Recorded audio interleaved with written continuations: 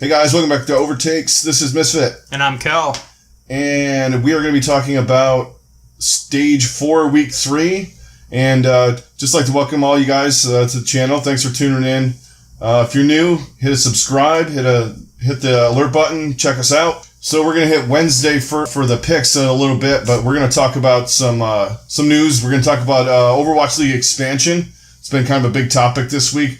So there was a news article, a German news article, where they were talking about 6 possible expansion teams. That's a pretty decent amount. I think the areas are probably, you guys can figure out where the areas are going to be. Right. I think they basically said 2 in the Americas, so they weren't specific whether it's going to be North America or possibly into Canada, Mexico, maybe even South America, and then 2 Europe and 2 Asia Pacific, and possibly one of the European ones could be Middle East, so like Turkey, Hungary, something like that, maybe. Yeah, maybe. East, or at least Eastern European. So yeah, there's a lot of different potential. I mean, this is about what I expected, honestly. Like, we were talking about it before, and they were talking about expansion.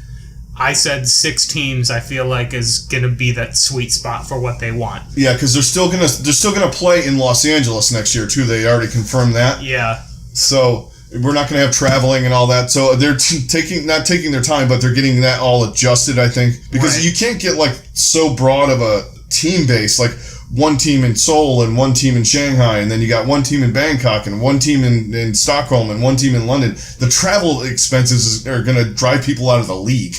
Right. The travel expenses, and scheduling. Then just the players themselves, the fatigue and everything that would come with that would be absurd. I mean, you're going around the world 3 or 4 times in a season. Like, that would be...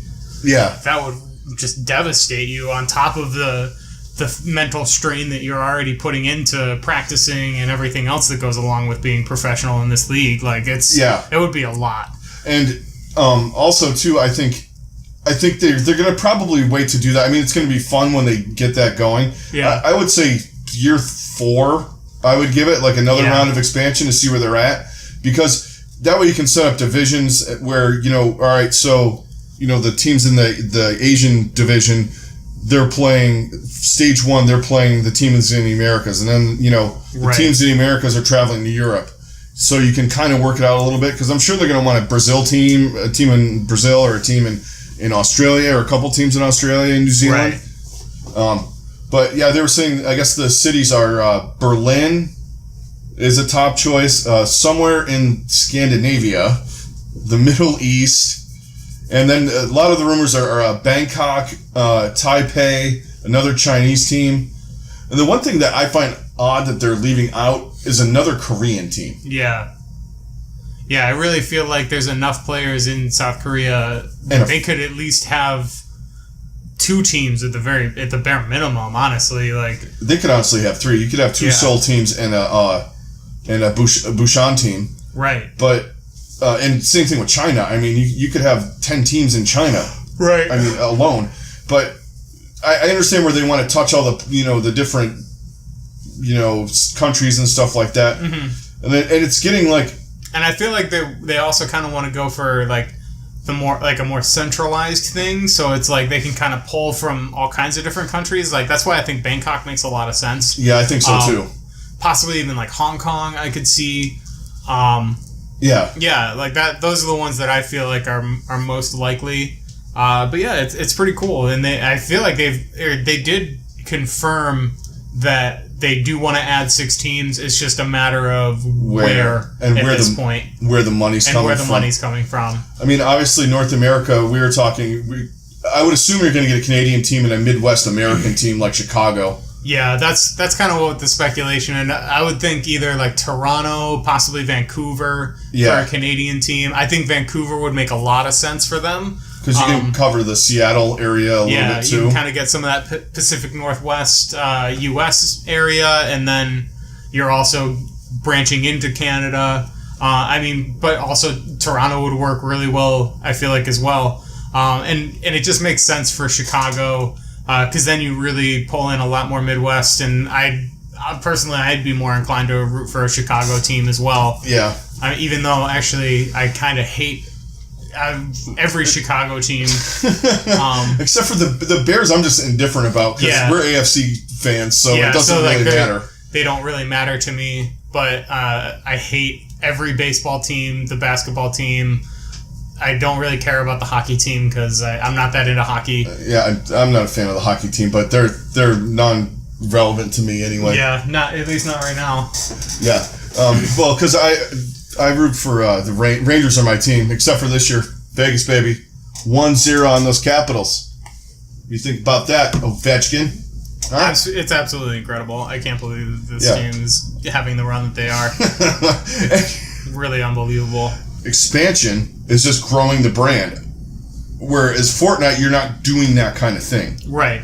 You're not taking, people that are, even in America, I mean, look at all the people that are of Chinese descent and Korean descent that are, Seoul fans or Shanghai fans, Mm-hmm. They're just pulling that, or people that are, English or, of that kind of thing, pulling that jersey or that rooting for that team because they're from where the teams are from. I think that's one thing that's really being overlooked in the whole argument that people are having about it. But that's about all we want to talk about that for a minute. So let's move on to our preview for tonight and do some predictions and some talk about how we think the matches are going to go and who we think are going to have good games and who to watch out for and all that. Yeah, we're gonna highlight one match. We're gonna highlight the final battle of Los Angeles in the regular season. Yes, but we'll talk about the other two matches first. Could be a little bit interesting. Yes, we could see where Philadelphia's at. Right. This is really a big test for seeing where Philly's at this point. If they can even put up a fight against New York.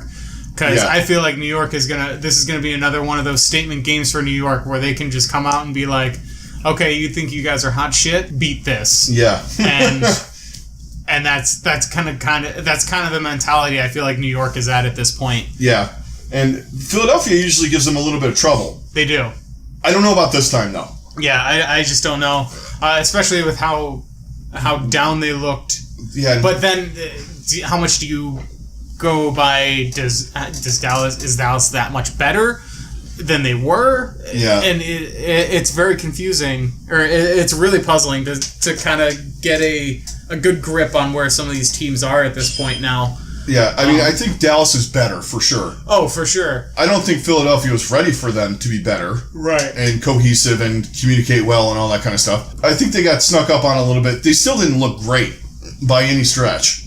Yeah. And it's kind of concerning at this point where these teams that go up against teams like Dallas, and New York is obviously a class above Dallas, with the new meta and stuff, they're just ramming their heads against the wall saying, well, fuck this, we can do this. Right. We'll take care of this the way we normally do, and it doesn't work, then they have to switch up. It's like, do you continue doing that, or you actually run the meta?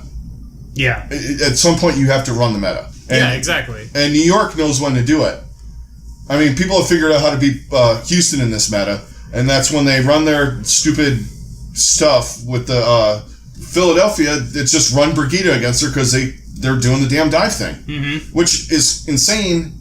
Because they have great Farah players. Yeah, it's really bizarre. I feel like this is gonna probably be a 3-1 stomp by New York. Like, yeah, Philly will get a map, but like they'll just barely get that map, and it'll be like a really hard fought map. Yeah, and then it could even be the first one. Yeah, it could be the first one. They come out, they look really strong, and then New York is just like, okay, you had your fun. Yep, time for us to beat the crap out of you like we do everybody else. Yeah, that's I got to go to New York. Yeah. Same. So who do you think, or who do you want to watch for in this game? Okay, yeah. In our sights, I'm going to go with, since we were talking about the Farah play, I'm going to go with EQO. Yeah, that's who I was thinking. I was thinking either EQO, possibly throw in Carpe. Yeah, Carpe, just for the insanity that Carpe is. Right, and then just kind of see, like, between those two, like, can they really elevate this team to be what they need, because they need those guys to really show up and just go off. Yeah, if they're gonna have any shot at getting this done. Yeah, and they have to go off. And I think for New York, let's watch Libro, because we got a team with a good Farah player Pharah player, and Libero is really good at Pharah as well, so we can get some good air-to-air battles. Yeah. And I just like watching to see what he's going to do. Where he's going to go with his hero selections and all that. And that way you guys can get a kind of a perspective of us when we were talking about Libero for MVP. You guys can actually see what we're talking about. Right. And I wouldn't obviously watch Jonak and watch all of them, but, I would focus on Libero tonight. So let's move on to the next match. And then we'll move on to the last match within 3 sentences. Yeah. So Seoul is playing Shanghai. I mean, with the way that Seoul's been playing, maybe this is the first time that Shanghai gets a win. Yeah, I doubt it, but yeah. Yeah. Seoul's not playing that bad yet. No, they're not. But man, they have not been doing themselves any favor, so hopefully they use this game to their advantage, kind of get their shit back together, and then because if they don't 4-0, then they're really screwed. Yeah. Because if they can't go out and 4-0 this team, then I don't know even what to think anymore. Yeah, because they got the easy week. Right. They got the Dragons and the Mayhem. Apparently, it's easy week for them in Houston, because Houston has the Dragons and the Mayhem as well. Wow. Yeah. But well, they got to keep the standings. It's like fresh. they knew. It's like they knew. It's like, Yeah. all right, guys, it's gonna get really close here. So we're gonna try and keep these teams here. Yeah. So all right, let's put them against these 2 really weak teams. So the standings are like really mixed up, and then we're gonna put these other teams against each other. You got LA going against each other and all that. Yeah. But so who do you got in your sights in this game? Because we already know Seoul's gonna win. Yeah. I'm gonna keep an eye on Fleta. Yeah. I'm all DPS this week. I don't know why. I have it. They've been off, and it seems like he's been a lot off too, but kind of not. It's like because I've been watching their tank play so much and watching their supports and that, just to try and figure them out. Yeah. I'm gonna watch Fleta just because to see if he's actually carrying them or not. Right. Which is, I kind of think is the case in a lot of respects. Yeah, I could agree with that.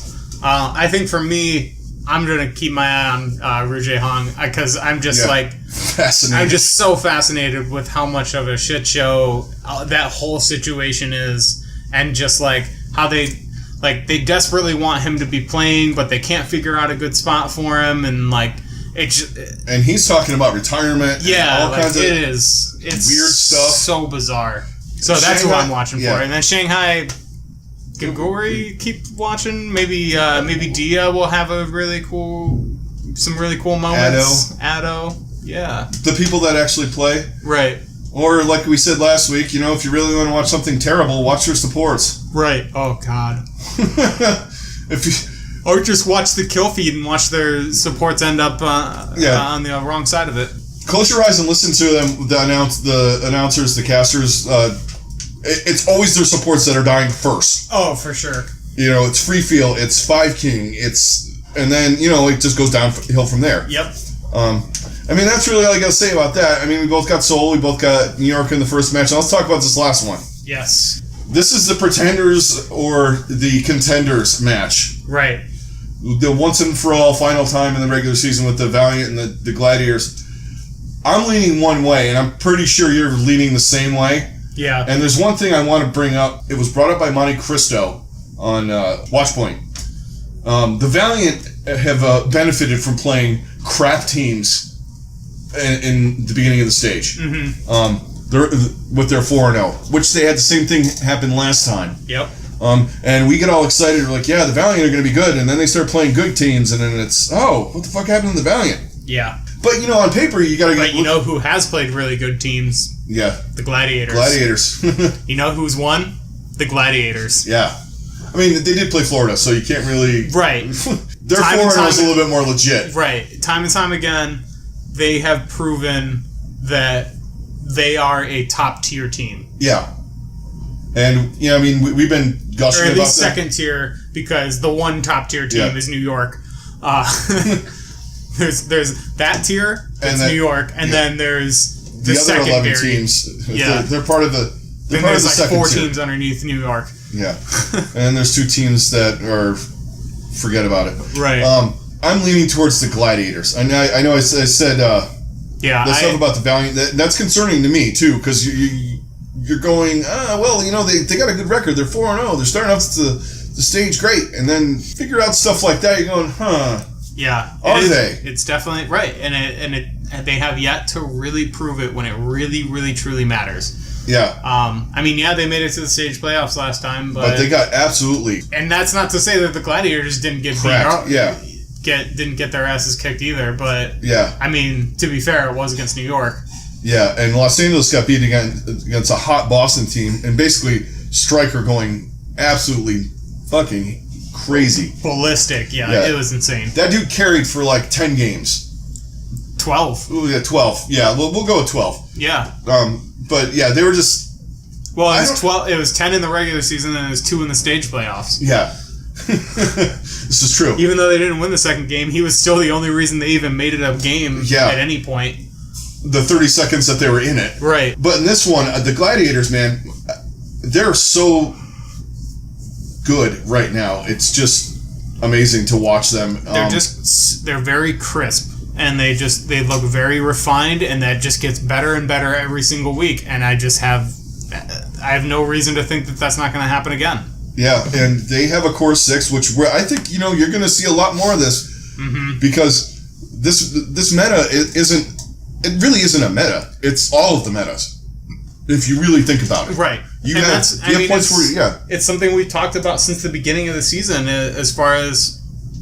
The people that bring the most value to the team are the guys that can play multiple characters at a really high level. Yeah. And whether it's multiple tank characters, whether it's multiple support characters, multiple DPS characters, those are all incredibly valuable, and those are the guys that are going to get paid next season. Yes, they are. And the Gladiators can flip the switch onto a different composition better than almost anybody. Yes. Other than New York, maybe London. Yeah. Because you have versatile guys like Surefour, Hydration, Asher, who when you want the Widow Tracer kind of play going on, he's your guy. Right. You got Fissure and Bishu. You got Shaz and Big Goose. They all have massive hero pools, and you can't. The Valiant don't have it. The only guy that I would like to say that we don't ever say has a big hero pool is Space. Yeah. He has a good all the off tanks. You can play Brigida. You can do all that stuff, and that's going to be a good battle. Fate and Space and Fissure and Bishu. That's going to be pretty interesting to watch. Yeah, it definitely is going to be a really intriguing matchup. So yeah, those are who you have in your sights for the Valiant. Yeah, I'm going all tank on this one, on both sides. Yeah, I think that's fair. I think for me, I want to look more at their DPS because I really want to see. I want to see if Surefour can keep playing the way that he has, because he's been incredible lately. Yeah. I want to see how Hydration does, and then on the opposite side, I want to see how soon how he busts out his different heroes and all the massive hero pool that he has, because he is one guy on that team that does have the versatility that they need. Yeah. And then really the X factor for them is Agilities. Yeah. Yeah, Agilities. He's a less refined version of Hydration. Yes. I mean, he's not far off of Hydration, but they have that same hero pool, that same kind of style. That the LA teams are like almost. They're getting to the point where they're almost mirroring each other. Right. It's really super sick and weird. It is really weird. It's like they're becoming each other. Yeah. It's gonna be they're gonna be one team. Oh, look, purple and yellow. Right. Exactly. Anyway, I definitely want to check out the DPS in this too, but I want to see. No, I think I like you looking at the tanks. I think that's a really good point, and their tanks, both the tanks that these teams have are incredible, and that is going to be a huge factor for whoever wins. Yeah, the biggest advantage in this game is the Gladiators have Big Goose and Shaz. Yes. They're just a step above Custa and Kariv. Mm-hmm. As good as those guys are, yeah. I mean, Big Goose and Shaz are just better. They're monsters. Yeah. And I mean, obviously, I'm going to go with the Gladiators in this. Same. Yeah. And it's not going to be an easy match, I don't think. No. Oh, I would be shocked if this doesn't go to 5. Yeah, if this does not go to 5, I will be frightened for the league because there aren't many game 5s that going on yet. Right. The schedule's been kind of weird. lopsided. It's been real wonky. Yeah, well, a couple of ones. I feel like it's going to set us up for some really good matches to end this stage. Like these last 2 weeks. And then the stage playoffs, I feel like, are going to be incredible for this stage. Yeah. So today, I mean, this is a big stage, and this last game, big stage, and overall, the Gladiators can kind of push their way up a little bit more. Yeah, they can really solidify their position in the playoffs if they win tonight. They could move. And that'll kind of put the Valiant in kind of an awkward spot where they could potentially I don't think they're going to fall out of the playoffs, but they might slip down. But they're going to slip down, and they could end up in a matchup that isn't ideal for them. Right, which is New York or London. Right, exactly. But there's the only thing they have going for them. There's one team slipping a little harder. Yeah, and that's the team right below them in the standings from Boston. I mean, it is pretty incredible just seeing the difference that the Gladiators have in their map differential at this point, and then just like overall, it's crazy the turnaround that this team has had. Because I mean, guys, you have to remember way back in the first stage, they had like a -10. I think they had a -10 or a -12 map differential. Yeah. And then at the end of stage 1, they were -10 at the end of stage 1. Yeah. Stage 2, they were +9. +9. So they had essentially a 20 map turnaround by stage 2. Yeah, that's crazy. Yeah, and then stage 3 they had +6. I mean, then now they're right where they're at. Right. So, all right, guys, that is going to do it for Wednesday. So don't forget to hit a like, a subscribe, join us on the High Noon Pick'em, all that kind of good stuff. Thanks once again for joining us and checking out our videos and all that stuff. We really appreciate it. All of your comments and suggestions and everything are great. We're just a little thing before we sign off and get you guys ready for the matches, get into the matches and all that stuff. We are looking into doing stuff on the World Cup. We're just waiting for stuff to happen. Yeah. We're waiting for I think tomorrow they're announcing the country's different community leaders. The coach, not coach person, that does all the stuff. They're announcing that tomorrow, which then I'm sure they're going to get into the teams. So we'll definitely, do some stuff on that because the Overwatch League will be over by then. We're going to need some stuff to bring to you guys, and why not do one of the best tournaments going? Because honestly, as good as some of the other tournaments are, the Overwatch League World Cup is always great. So, all right, guys. You guys have a good one. Enjoy the matches. We'll talk to you tomorrow. Catch you guys in the next one. Later.